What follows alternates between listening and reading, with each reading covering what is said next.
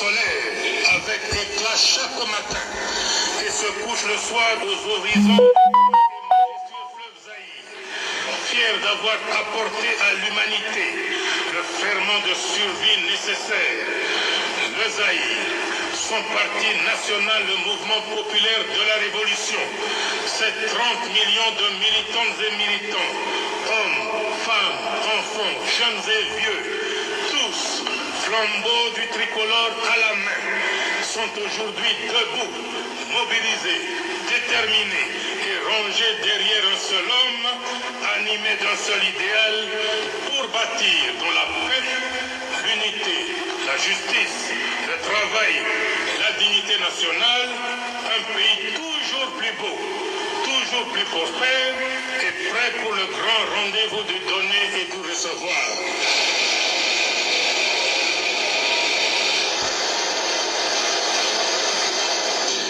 Tout comme le soleil solaire, avec éclat chaque matin, et se couche le soir aux horizons du grand et majestueux fleuve Zaïre, fier d'avoir apporté à l'humanité le ferment de survie nécessaire.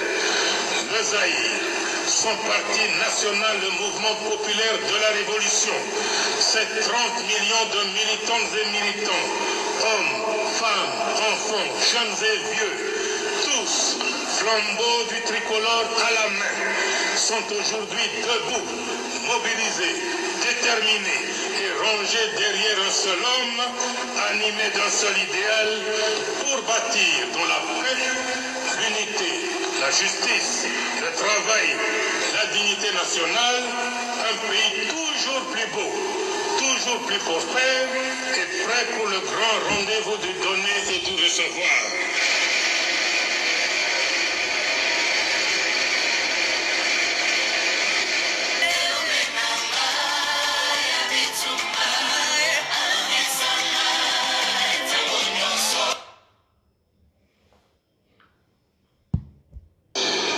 Comme le soleil solaire, avec éclat chaque matin, et se couche le soir aux horizons du grand et majestueux fleuve Zaïre, fier d'avoir apporté à l'humanité le ferment de survie nécessaire. Le Zaïre, son parti national, le mouvement populaire de la révolution, c'est 30 millions de militantes et militants, hommes, femmes, enfants, jeunes et vieux, tous, flambeaux du tricolore à la main, sont aujourd'hui debout, mobilisés, déterminés et rangés derrière un seul homme, animé d'un seul idéal, pour bâtir dans la paix, l'unité, la justice, le travail, la dignité nationale, un pays toujours plus beau et toujours plus prospère et prêt pour le grand rendez-vous du donner et du recevoir. Ingeta, mes chers compatriotes, Bandego, et salement Mikolo, to monanité, to sororité, Ngawa Binon Deko,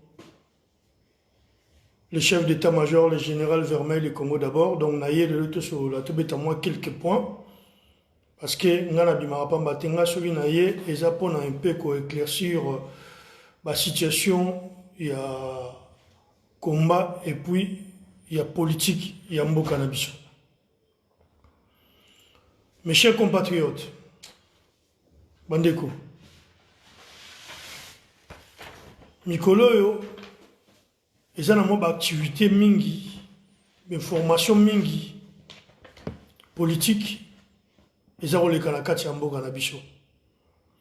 Alors, on a tiré qui moi temps, on a Bandeko Mishuso Bazala qui est le mieux placé, pour na koya kosola na bino et puis koya oye bisabino makamboza kolekala kati ya mboka na biso. Mais je me suis dit c'est le moment où esengeli ki ngai ndeko abino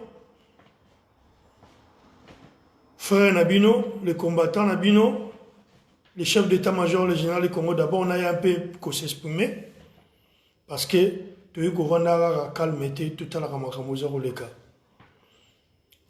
Na pe simbote na ngai mingi et pas ya mon grand frère Badioko Pierre et Sikazali. Nandeko Nangai Clarence Guéry, ou Azana Bisso, ensemble na Michoyo, na Ndeko Michel Mateta. Mes chers compatriotes, il s'est passé beaucoup de choses, Mikolo na kati ya mboka na biso, surtout na diaspora. Nalandi bandeko mingi, basali ba vidéo, ba bengsi ba réunion, ba soli de gauche à droite, et le long na roya un peu na européen, c'est moi un peu plus au yangai. Na banda bandeko, même bandeko baroya sima, baroya après, na banda déjà na affaire moins d'ansemi.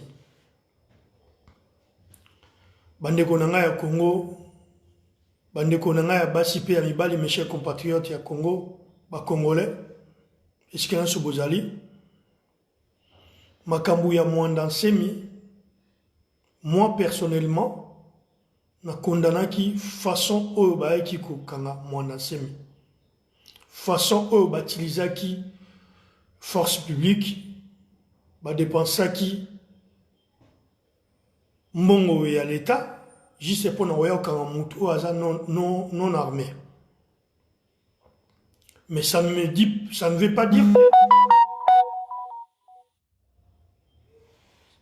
pas dire que n'a adapté ou soit n'a koti na discours ya mon ensemi. Mon ensemi soit de tel discours n'a été lundi bien, lui ne parle que de son argent. Il ne parle que de son argent. Azorobeta discours pour n'a bien aillé, bitumbanae et ça juste pour n'a bien aillé. Or notre combat où il y a biso la diaspora et le peuple congolais et ça combat mo privé. Tous au bunda pour la libération et mboka. Tous au bunda pour le peuple azonga la dignité nae. Tous au bunda pour le respect et la constitution. Tous au bunda pour l'état de droit et à la respecter na kati ya mboka na biso Congo. Alors, je ne comprends pas les combattants, soi-disant les combattants, au penga na yebi mingi a na kati ya poto, ba yebani pe mingi ya makasi pe. Baza pe pa combattants ok, bazo compter parmi les combattants, bon de ko s'arranger derrière moi dans semi comme quoi nous on soutient moi dans semi parce que ba discours na il y a séparatisme, il y a division. Ils ont sepeli Sabino. Bandeko, mutu moko te akotikala ko diviser mboka ya Congo. Mboka oyo ya biso Congo. Bitumba oyo to bandaki yango lelo te. To bandi yango déjà il y a des années. Il y a plusieurs années tozali banda pona ko défendre peuple na biso. Pona ko défendre intégrité il y a peuple congolais. Pour défendre la dignité, il y a des mamans et puis bana o baza violé na kati ya République démocratique du Congo. Alors, trouvez que c'est donné na ba venture te ya okomaka batu ya batu. Auto komi batu ya boye nazo bundela pona boye. Moi je peux pas na ko kota na désordre wanate et puis na jeu wanate.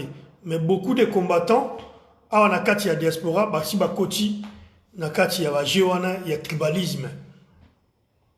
Mes chers compatriotes, bisonio sotoyebi ke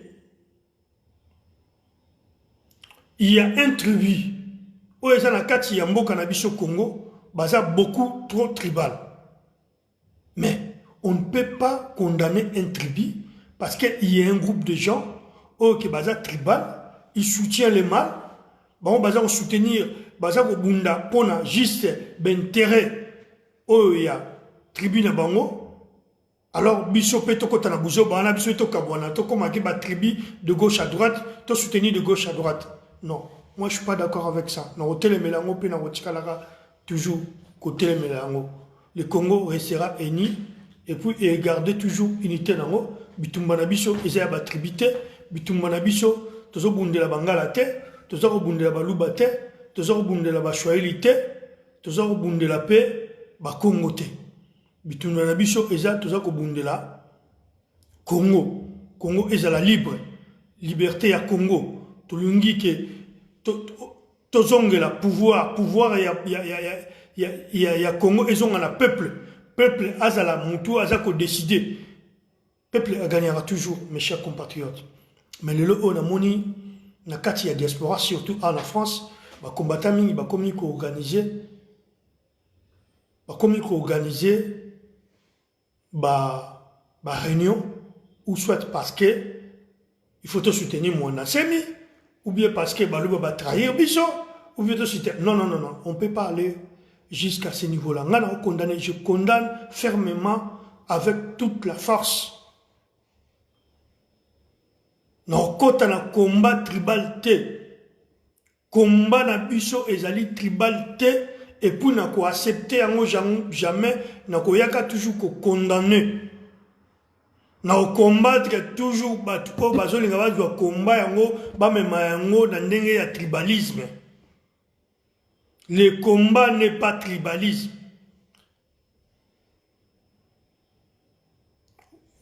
Beaucoup de gens se déclarer dans mon yango, tout le monde a une vidéo, se déclarer non, on va défendre les Bakongo, on va défendre les machins, nous aussi on tolingi séparation, vous créez mboka, quel mboka obino vous créez na rêve ou bien je ne sais pas, ndoto ke o lali o lamuki au monde que maman est réalité. Parce que réalité est la réalité, ndoto est ndoto. Tu sais pas ça la différence, il y a des choses voilà. Moutou oyazolinga ke auto se séparer ba diriger côté na bango et là il n'a pas compris le combat a comprendre nante combat oya peuple oyo Moutou oyazal kolinga ke abundela ba Congo ou ba Swahili ou ba Luba ou ba Ngala a comprendre nan Congo te. Le Congo restera uni et indivisible. Congo et Kokabwana Kate. Quelles que soient nos différences, quelles que soient nos positions, quels que soient nos soutiens de gauche à droite, Toko Tikalaka toujours Moko, Toko Zalaka toujours Batu Moko, Toko Kabwana Kate. Moi personnellement, je ne soutiens pas mon Dassemi, mais je condamne façon Owaï Kokamaye. Et je condamne de façon Obayoka parce que je connais le combat de moi Nassemi. Combat de moi Nassemi, mais Japon va bien aller. Combat de moi Nassemi, mais Japon juste revenir naïe, bien c'est ça son combat. Alors je ne comprends pas, il y a un combattant, un grand combattant, soi-disant un grand combattant, un bien combattant, au côté de la Bousso Bahana, au nom, Balingi Bissoté. Biso token de soutenir de gauche tokabona le Congo et kokabona kate tokabona kate le Congo restera uni. Il y a eu des trahisons de gauche à droite. Nalo na ko lingate ke na banda ko accuser nalo bakeo bande ko na baluba ba trahir biso lokola ba trahir biso photo sa mukili na biso photo sa république na biso photo kabwana bango non. Parmi Bandeko et Baluba, il y en a ceux qui sont aussi avec nous. Et ça, on peut être d'accord, Tena Félix. Et ça, on peut être d'accord, Tena façon, les accords, Kendaki, na Félix, na Kabila, Bazali. On peut savoir un exemple, quoi. Binom Bozolo Bake, parce que na yoki, tu vas organiser, réunion, Congo, Boya, et Simbarati. Et que Simbagate, toko sala, ou soit au Yabun de la Congo, ou soit au Bimi, au Keko Sala Marambo Tribi. Somo ke bunda Tribi, au Ko Sali Makam Nayo, Sali Mambo Combat Nayo. Mais so na combat oyo, biso oyo ba Congolais, nga oyo, na yape na kuta batu na kacha combat yango, ebe Bima, kende au Sala combat Nayo Moussou. Toko bundela ra mutute, toko bundela ra leader morote. Toko bundela ka tribu morote, toko bundela ka ethnie morote, mais toko bundela ka toujours Congo. Toko zalaka na toujours pour na Congo ezonga na unité nango pour na mona Congo asepela, pour na Congo souveraineté nango ezonga na peuple. parce que c'est le peuple qui est souverain. Bateau Bossali, réunion, ou soit disant, réunion, vous bébé ici au Congo Boya, te soutenir moi dans Semi, et moi je viens vous dire ceci. De 2011, dans 2016, nous avons eu un compatriote. Il faut reconnaître Rabatunaba, Boulamouna Bango Obasala, et puis Baza continue au Sala. Comme on a eu Patrick Chibangu, Pichen, la Belgique. Patrick Chibangu, à se donnant, na tanyoso, à mi pesa, que ce soit financièrement, moralement, pour la Mboka na Congo.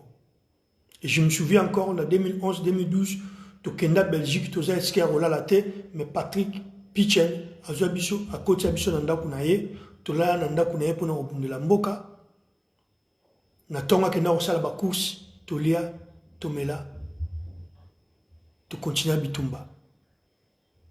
Mais surtout, l'origine, lui, il est Moulouba. Et pour vous dire que le combat, on ne peut pas condamner les gens. Je sais bien, oui, effectivement. Effectivement, il y a les tribus Louba, en majorité, on va trahir Bichot. Les talibans, la majorité, ils sont des Louba. Ça, c'est sûr et certain. C'est sûr et certain.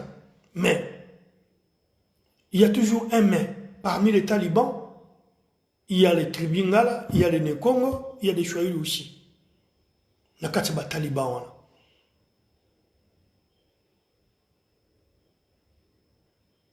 Je demande aujourd'hui, Naye le Osenga, Naba Congolais, Congolais, à Lembi na Bitumba. Au Monique na Lembi na Bitumba, au Bimi, au Zunzela, au Keinayo. Nous, on va continuer le combat.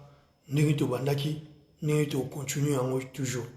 Malgré, il y a eu des déceptions, il y a eu des trahisons, et la trahison, et Kozalaka toujours, et continue.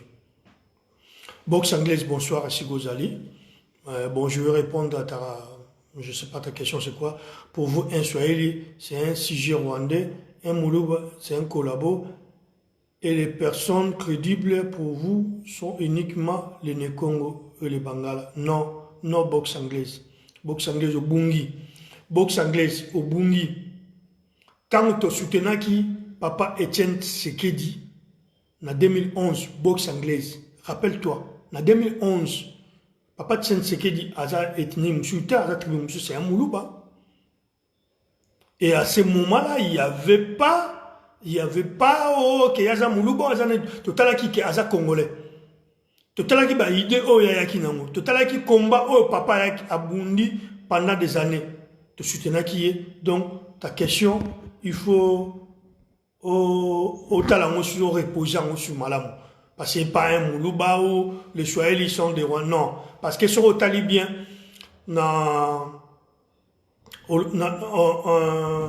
Boswan de Isidore Mamba, au lobby que pour vous, les rois, un Swahili c'est un Rwandais, un Moulouba c'est un collabo, et les personnes crédibles pour vous sont uniquement les Nekongo et les Bangala. Non, non, non, non, non. Sur le tali, la majorité, il y a des Congolais, et ce qu'il y a, Jeune Abisso Martin, Fayoulou, Azoki ba voix et belé, et ça n'a mboka, il y a ba Swahili. Et ça n'a ba Kivu, n'a ba Kisangani, Tio Kitikuna, n'a ba Katanga. Et ce qu'il y a Azoki ba voix et belé. Donc il y a mboka, il y a ba Swahili. Et sur le talibien, n'a ba histoire, au monde a sous Moulele, oh Moulele Maï, autrement, ben Maï Moulele. C'est un Nekongo, mais Azalaki accepté. Namboka ya Bashwaili. Amena combat nae, Namboka ya Bashwaili. Par contre, le tribalisme, a toujours, la tribu moro, ça c'est vrai. Tu vois qu'il y a un côté, tribalisme, il y a le balouba.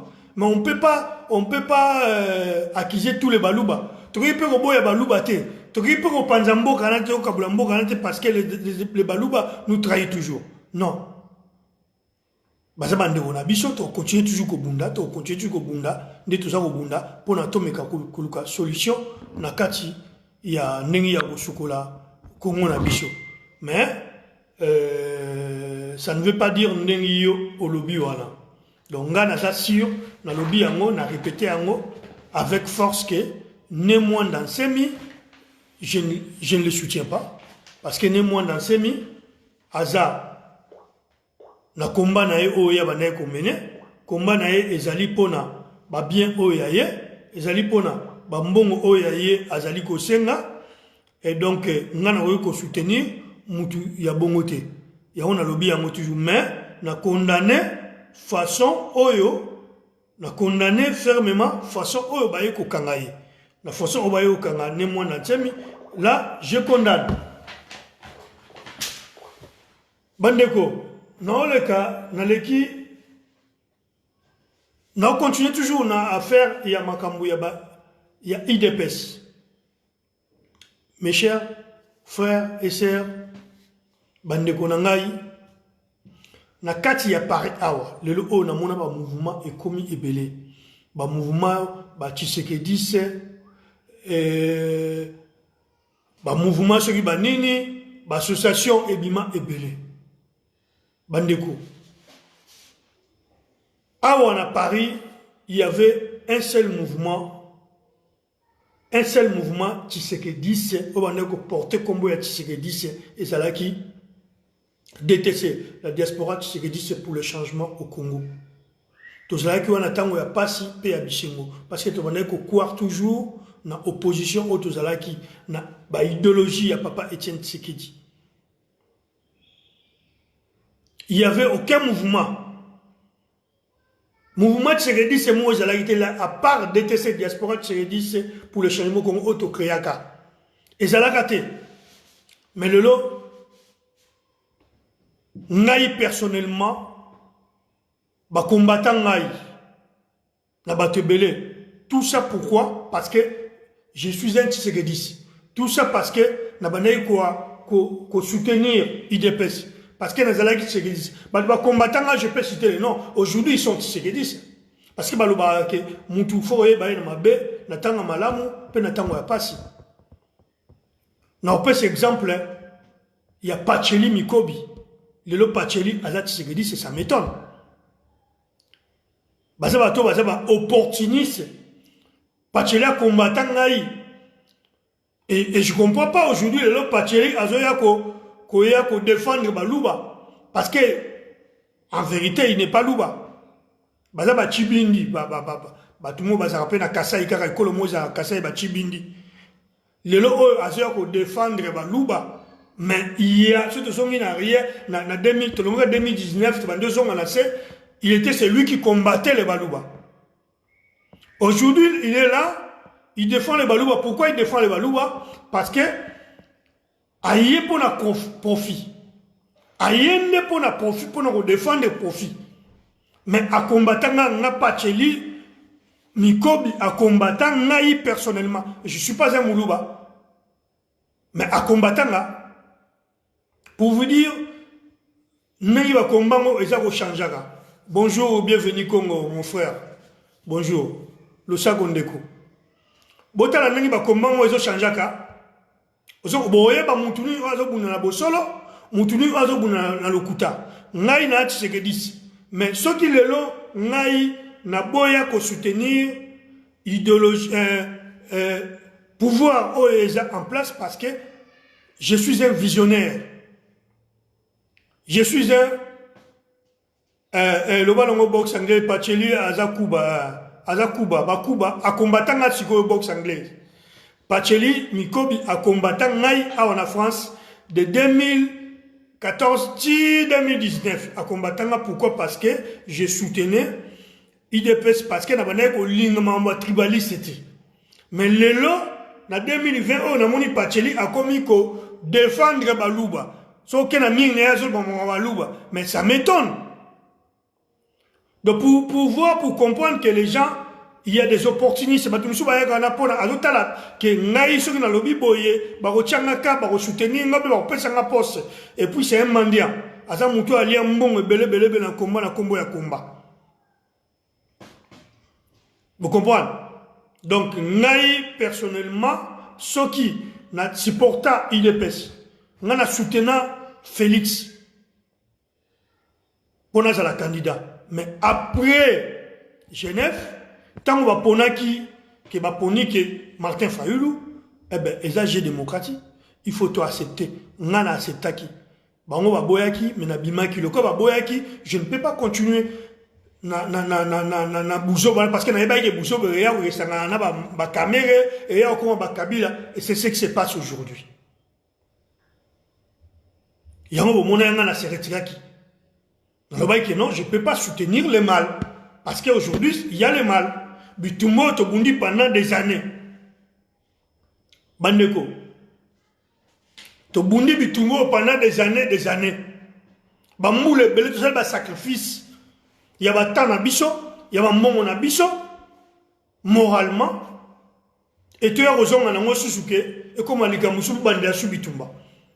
Yango ngai na boyaki, je ne peux jamais Kokeno Zalaga, Oena Zala, Kabila Zala, Alien Abisso, Tokeno Sangana Bakamere, j'avais dit non.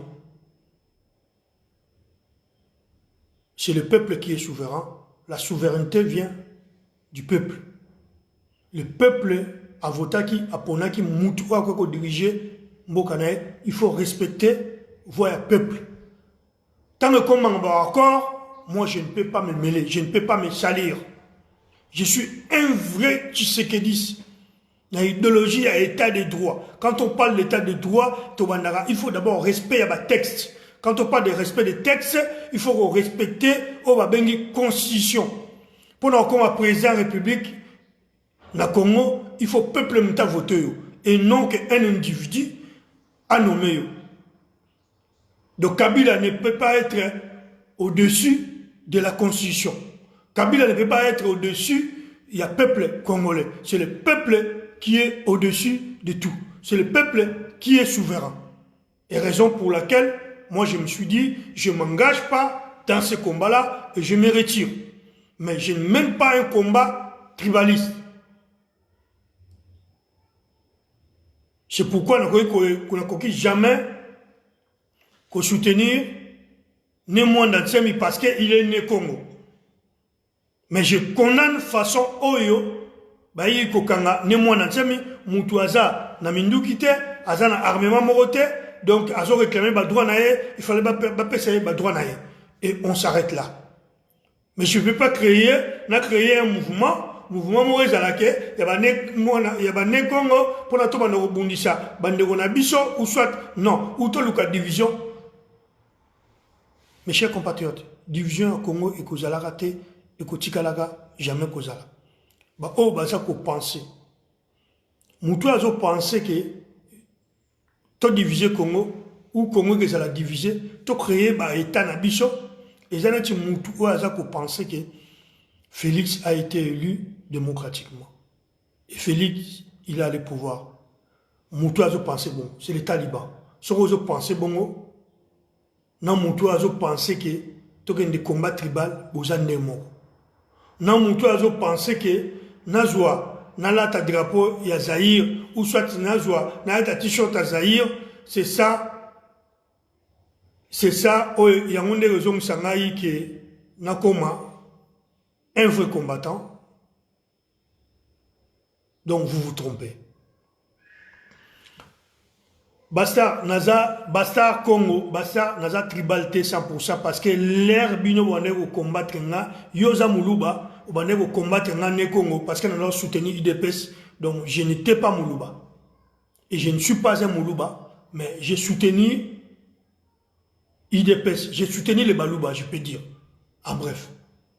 Alors pour vous yo bane ko soutenir baluba te bane ko soutenir IDPS te basta Congo les gens ont soutenir parce que bah, nommer un Moulouba, pour toi, tu dis, bon, oh, c'est bon, mon combat c'est fini, il faut qu'on a soutenir.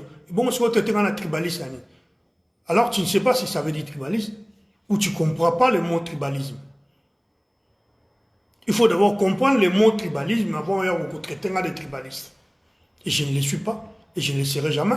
Si on a dit tribaliste, on a soutenu d'abord on est moins d'enseignants. Je le dis et je le répète que je ne peux pas les soutenir parce que le combat est un rapport au Morotena Bitumba. Mon combat est pour libérer le peuple, libérer le pays. Et mon combat n'est pas pour que je puisse libérer mon ethnie ou ma tribu. Non. Mon combat est pour libérer pour le peuple congolais, à la libre souveraineté à peuple et zone à peuple. En général. Voilà la différence entre toi et moi. Donc ne me traite pas de tribaliste. Nazongi na affaire Mukuna. Bandego Nangai. Affaire Mukuna, je dirais ceci. Tout ce que Mukuna Zago Sala, n'a nego o baza soutenir. Ils sont libres de les soutenir. C'est la démocratie, la liberté. Tout le monde est libre de soutenir qui il veut. On a empêché mon tout. Mais je dirais ceci. Bon associé à combat au biso, tu mené la diaspora, na bitumba, na batu au bino besoin de soutenir. Parce que si tu es un vrai combattant, on va combattre pour un pays et non pour les individus ou pour les groupes ou pour des partis politiques.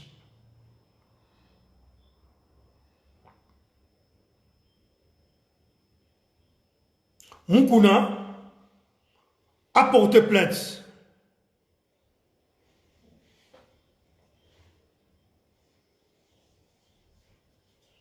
Oui, Isidore Mamba. Et Ozan a raison. On va aller au Bunda pour la partie IDPS et puis la famille à Tshisekedi. Moi, j'ai côtoyé cette famille-là, mais l'intérêt d'abord, on a tient intérêt à peuple. Le peuple d'abord. On a tient intérêt à nation. Nalanda bango nalanda ke nalanda ke parce que nazana bango naza proche na bango et que nalanda non nazoina mama mukuna makambu aza koloba namoni et un peu la diaspora en général particulièrement les combattants basés un peu divisés na makambu ya mukuna. Beaucoup ne comprennent pas mingi balobi ke Mukuna zoloba to soutenir ye to landa ye boy. Ngana olobelo mo boy. Mukuna aza comme ne moi nansemi. Aza ko bundela ben terrain o ya ye na tribunal. Parce que première chose nga avana ndima Mukuna. Natikali ko yoka ngo titilo atike ko lobana monoko na ye. Nga pona ndima Mukuna, il faut d'abord Mukuna alobake. Il y a eu les élections au Congo, et celui qui a été élu, ce n'est pas celui-là qui dirige le Congo. Il y a eu les accords, et je condamne. En condamnant ça, levons-nous, le peuple congolais, et bien là, je serai derrière Mukuna. Mais je ne peux pas Kozala Simaya Mukuna, et pourtant, que Mukuna, il fait toujours semblant, il y a Kolinga Kabila, mais pourtant tu soutiens Tshisekedi. Vous voyez bien que Félix n'a pas été élu démocratiquement. Félix Aza, président Oyo, Kabila a tiré na volonté naïe. Félix n'est pas là pour la volonté, il y a peuple congolais. Et bien comment ça se fait? Nana ke Rolanda mutabongo, nalo baga porter plainte à sali boy. Nana ke Rolanda ye na kati ya komba na ye. Mukuna, il sait ce qu'il est en train de faire. Mukuna bitumba na ye eza ya tribu. Mukuna a condamné Félixité. Bitumba oh lelo, tant bino bozolo ba ke tola na Mukuna, to ke no benga na Kabila porter plainte boy. Est-ce que boy bien mo ke to combattre Kabila pendant presque 2 décennies. Et Mukuna, il mangeait avec Kabila. Il mangeait avec Kabila. Et à la fin, qu'est-ce qui s'est passé? Le peuple là a vu décision. C'est à ce moment-là, il fallait tous se lever, tous ensemble, comme un seul peuple, un seul homme. Qu'on a Bengana Kabila, Mukuna Azalaki contre peuple, Azalaki contre volonté à peuple. Contre volonté à peuple qui a pesé pouvoir, na côté Moussou pour nato Bengana Batouana. Le Oyo à sentir, à comprendre que pouvoir Oyo, pouvoir Oyo Kabila a pesé Félix, il y a des mi, il y a un ndambu. Là, à comprendre que pouvoir est un ndambu, il y a mouké. Alléluia, la moussa. Biso ba peuple pour notre bunda pour notre défendre quel pouvoir, pour défendre quel pouvoir. Mais Moukouna son combat c'est pour sa tribu. Moukouna son combat c'est pour Félix. S'il était vraiment, vraiment vrai, s'il était un homme de Dieu, on a la vérité que Félix au Ghana qui était tricher. Botika pouvoir le peuple besoin ça monte oh le peuple aponaki parce que la souveraineté c'est le peuple. Robin a peuple était parce que et pourtant on a bien on a conseillé que peuple aponaki mutu mususu mutu oh yo soutenir te. Bon moi que yo ben a peuple ben au bundisa mutu oh yo aza allié ya mutu oh yo asali peuple mabe. Mais il y a un problème na mitu na bino. Il y a un problème. Il y a un vrai sérieux problème. Parce que si vous comprenez les choses comme ça, là, il y a un vrai problème. Et c'est un problème dans Moutouna Bino. Moi, aujourd'hui, je soutiens Moukouna. Yo, soutenir Moukouna. Est-ce que Moukouna est bien ok? Souveraineté et peuple, et ça y est respecté. Est-ce que Moukouna dit que Félix n'a pas gagné les élections? Est-ce que Moukouna sait que Félix a été nommé par Joseph Kabila avant de le soutenir? Non. Non, ça se voit à l'œil unique que Moukouna il soutient sa tribu. Il y a les gens qui pouvoir en haut, il y a Bosolo, mais il y a pouvoir en haut, il y a Dongi. Pouvoir en haut, il y a Kanise la guité. Nene ba ba kanisa la guité. Et bon, le lobo ya robenga, biso to kundisa, to kunde, to soutenir Moukouna, na combat, sali pendant des années, et puis il dit la même chose que nous disons, ici en Europe.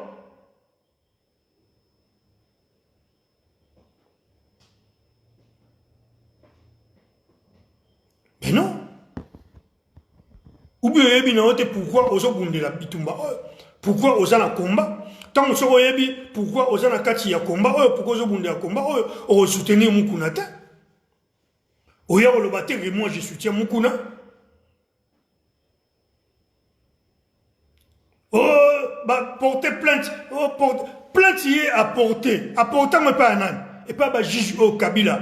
Kabila Anomaki. Bino, mes chers compatriotes, tout comprendre, tous à tous comprendre ma camp.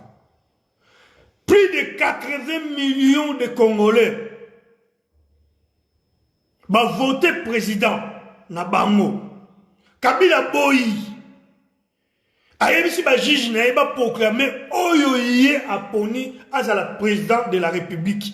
Au bon binosko bozo ba Moukouna ka ba juge wana akiko kotisa ceux qui plaintent et ba juge wana ba ba kangi Kabila. Mais vous vous trompez. Na moni ke bozo là bozo comprendre bino combat ngota. Bozo comprendre combattre. Oya posa les vidéos bozo kanga je soutiens Moukouna. Moi bon te ndeko. Yeba makambo oyo soutenir nini? Ozo soutenir nini? Il faut soutenir le peuple. Bituma biso sali na diaspora pendant des années to bepsi ba mbongo ba transport na biso ba énergie na biso ba les koufi ba bele et kokana o Moukouna sali. Elle est les mêmes Moukouna ko soutenir Moutou o a trahir combat o a biso des années est-ce que bolingi ko to bandela à zéro to banda ko negi to banda qui avant. Mais non. Et vous ne comprenez pas le combat. Et je ne sais pas pourquoi vous êtes là. Vous avez bien un peu combattant, mais botika stati ya combattant bova na bandako botika biso to sa musala nde to banda ko sala to continuer ko sala. Je ne comprends pas. Bozo appelle tant. Et vous savez pas vidéo. Bozo soutenir Moukounolo. Moi je soutiens apporter plainte. Apporter plainte. Déjà un président il y a République. Il y a soi-disant République démocratique du Congo. À travailler pas à Mouto Moukoun apporter plainte. À travailler pas à Kabila. Félix a travaillé et pas il y a Kabila. Ce qu'on y a porté Moukoun a plainte. Pas bah juge au Kabila Noma et pas mais Kabila Congo est à bord net. Si on lit solo on met aussi sango. On t'a trahi biso pour ça lit solo on a été que Congo ils ont mis la biso et ça subo à Kabila té et ça Félix. Est-ce que Félix nana za wana muku na tika jamais condamné bah acte oyo Félix a posé. Ale muku na bengi mino boyato pour la mboka.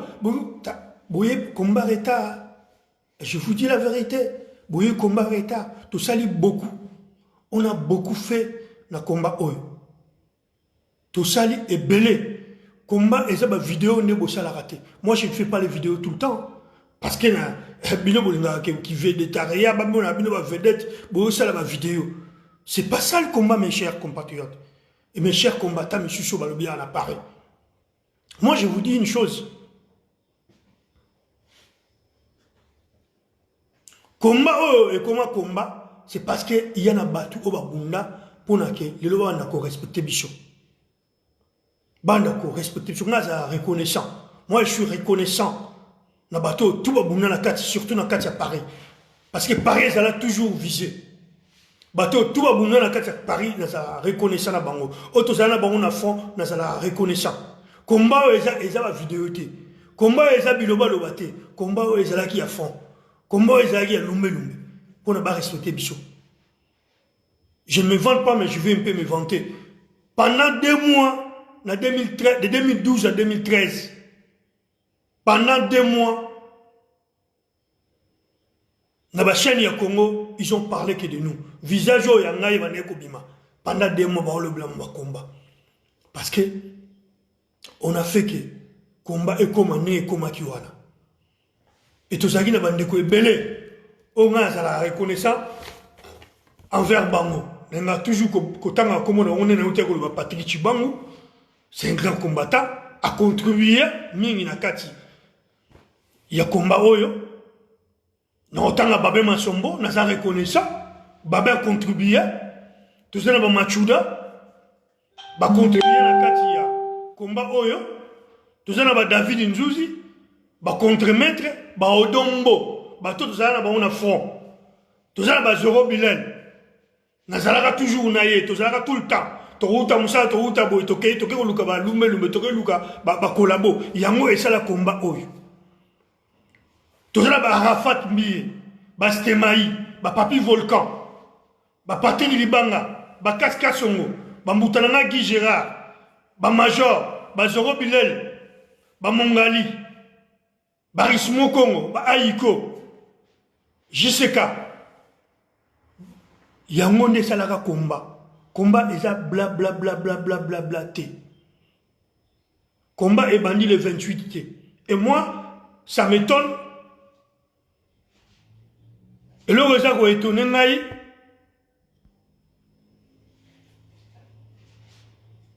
tout ça, là, Christian Bo, la paix, la bonne sanité.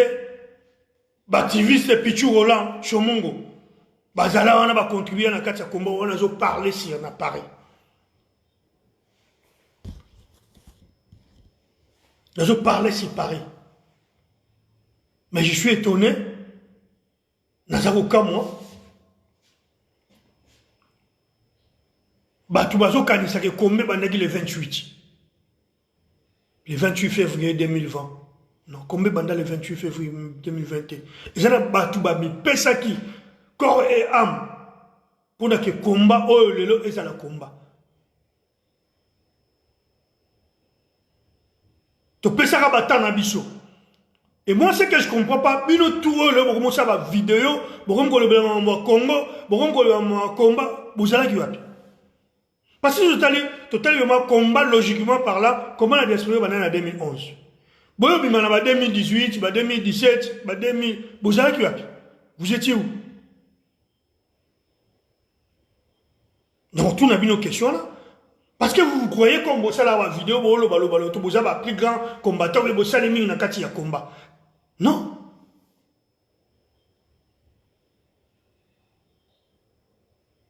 Mes chers compatriotes, peuple congolais, tout ça, mémoire, moi, mouké, Yakob. Parce que dans mon émission, na kei, na zongi sou na moi, na semi, oh, vidéo, trikaki. Mais, mes chers compatriotes, bande konanga, tout le monde a bien que vidéo, tout le monde a que le monsieur en question, c'est lui. Mais qui fanatisme, bokumi, kukumi, bandeko. Lelo oyo, ngelo na kamwelo omwa. Ngana soutenanga IDPS, awanga na ngote, na soutenanga IDPS. So na longwaki, na tikaki bango parce que na comprendre que ba trahir peuple. Mais elo ozo kam sangai na 2017. Tout ça la manifestation moko. Malgré na soutenanga IDPS, malgré bandekwane ko tolérer ngai, na bandeko ya na milieu ma Congo ba tolérer nga, même si m'acceptait pas, bandeko tolérer nga, ba tolérer na zala wana. Na ba marche mo tout na ozala wana. Na 2017 tout ça la marche. Martin Sali aboyangai nazwa mégaphone na loba na passé message. Pourquoi? Parce que je suis un Tshisekedi. Na 2017, 2018, 2019, 2020 Martin Sali a commis Tshisekedi. Mais mes chers compatriotes, Tomi tout n'a rappelé, Tomi mon n'a rappelé, banani o baza bunda na bosolo. Ngai na boy ko soutenir ma bé. Et yo pendant tout ce temps-là au combat ngai et 2017 pour 2019, 2020 au commis Moutati Sekedi. Mais c'est pour le profit. Et ça pour le profit. C'est un faux combattant. Vous avez pas combattant. N'ayez toujours qu'on rappelle, nous rappelé toujours Bandeko. Nous rappelé Bino. Le combat, ce que combat, ce n'est pas le 28 février. Mais c'est parce que il y a eu le travail, il y a ensemble, il y a des combattants. On saluera toujours les grands combattants comme Zoro Bilel, Pepe Masombo, Gijira Bonga, Papi Volcan, Odombo, contre-maître, Aiko, David Njouzi, Kaska Songo, Stemaï Njembo, sans compter ma maman, Basalara na première ligne, Bangondo Basalaka Bozala. Alors, Bino Obozo na idéologie. Bozo na idéologie ya ko Kabula Congo. Nazo senga bino na malembe. Si vous sentez que fatigué, bokende. Biso to continuer parce que nous on était là. Boye kuta biso mais bolembi avant. Biso to ya ki wana mais trahison est toujours de trahison. Trahison ça toujours. Toujours continuer. Le problème na reprochaka frère nangai Félix Chilombo Tshisekedi. C'est parce que il fallait avoir la patience. Soit il y a une patience, dans le moment peut-être que c'est la transition. Il y a 2 ans, Balobaki, qui à Genève, il a un bon candidat, il a un minute, il ne peut rien faire. Dans le moment où il a a changé de généraux. Bon, on a une réunion où il y a un Balobiko, il y a un Kabila, il y a un Covid-19. Non. Et ça qui a go senga ye nzela ke nga nommé tel il y a ebise no nommé tel te nommé oyo ndi nommé oyo nommé. Notre frère Félix n'a pas de pouvoir. Il est président étiquette, oui, président. Batali baba o sepela yangote ba olinga ba mona songindeni mais c'est la vérité. Mukimba ba yebi na bango monde entier ba yebi. Il n'a pas le pouvoir, mais il est président, il représente le pays. Mais ma décision, nous sommes décider, nous sommes nommé, nous sommes nommé président, à nommer premier ministre, à nommer président Sénat, et Assemblée nationale, à nommer député, à nommer bourgmestre. C'est Joseph Kabila. C'est la vérité. Mais les Congolais ne veulent pas la vérité.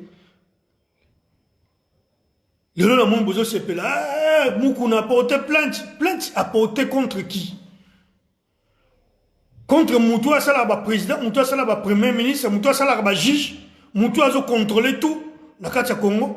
Et si on a continué à contrôler tout dans le Congo, c'est parce que Moutou Oyo, Moukouna a soutenu Félix, il y a Moutou Salaki Bousso Bawana, il y a Moutou Sedaki. Il y a Moutou continué dans le il y a des ordres Oyo Toza na Yango, dans le Congo. Tout ça qu'on continue toujours. Na boumbu na Congo, c'est parce que Félix accepta qui est inacceptable. Alingaki a la président, mais il y a souveraineté à peuple était président parce que Alingaki va nommer et puis le mec il a fait en sorte que Alingaki a nommé. Tout ça toujours na boumbu. Et na boumbu au point le mwango et il bata non, baluba va trahir biso, tout ça là mboka na biso et ça la magate. Oh, Congo basali pays na bango, oh, Bangala basali pays na bango, oh, Baluba Baswahili, et Zalakate, Congo, et Zalaka toujours uni, et le Congo restera toujours uni. Donc on résoudre toujours pour le moment, malgré tout les temps, tu résoudre. Mais, Bobo Salamarambouya, oh, que Moukou n'a porté plainte, Bozelani.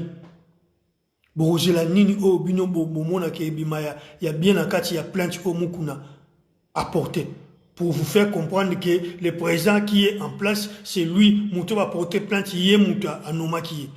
Donc, tout va se dépendre. Est-ce que vous voyez, parce que le combat est à Moukouna, démarche à Moukouna, et Zanine, le peuple congolais, tout la Mouka. Baba, tout la Mouka. Ils sont tous unis, bah, force, na bicho, tout continuer, bitumba, autre manière, continue. Bicho, tout le matin, tout continuera toujours. Oya Monika, lembi combat à Kiti, à Kei. Ou lembi au Kiti. Koya ko diaboliser baningate, koya ko le n'importe quoi. Voilà. Le combat n'est pas pour les Baluba, n'est pas pour les Bangala, ni pour les Bakongo, ni pour les Swahili. Le combat pour tous les Congolais. Misapi 5, il y a moins de ça à Luboko. So Kati Musapi, mort le beau, ils ont soutien. C'est ça. Donc, division, ils ont la tête, ils ont divisé, ils ont continué. Non, c'est toujours na combattant, unité.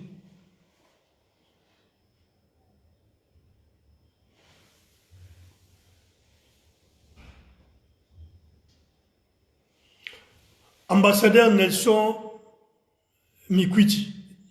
Total est à 2023. 2023 égale à 2018. 2023 égale à 2011. 2023 égale à 2006. Tout le cas, Neni, Tokoyoko Sala, pour notre bimanania soin. Ambassadeur.